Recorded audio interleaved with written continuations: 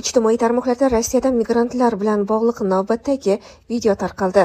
Ya'ni videoda ko'rishingiz mumkinki, hindistonlik migrantlar taksi haydovchisining mashinasini oynalarini sindirgan. Videolarda hindistonlik migrantlar mahalliy aholiga hujum qilgani aytiladi. Biroq bu holat bo'yicha hozircha rasmiy idoralar tomonidan ma'lumot berilmadi. Xabaringiz bor, ayni vaqtlarda Rossiyada 40 mingdan ortiq hindistonlik migrantlar o'zining ish faoliyatini olib bormoqda.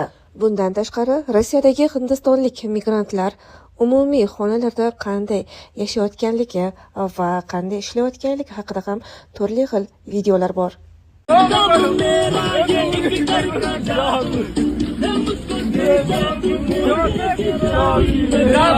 Oxirgi paytlar mana shunaqa videolar internetda keng tarqalyapti va bunga musulmonlar quyidagicha fikr bildirishyapti. Rossiya davlatida musulmonlar, bo'lib hamki O'rta Osiyo musulmonlari ko'cha-ko'yda namoz o'qidi, sizlarga yoqmadi. Muslimalar hijob kiydi, hijoblari sizlarga yoqmadi. Yoki birodarlarimiz ko'cha-ko'ylarda ishlashdi yoki o'sha davlatda tirikchilik qilib yashashi sizlarga yoqmadi. Lekin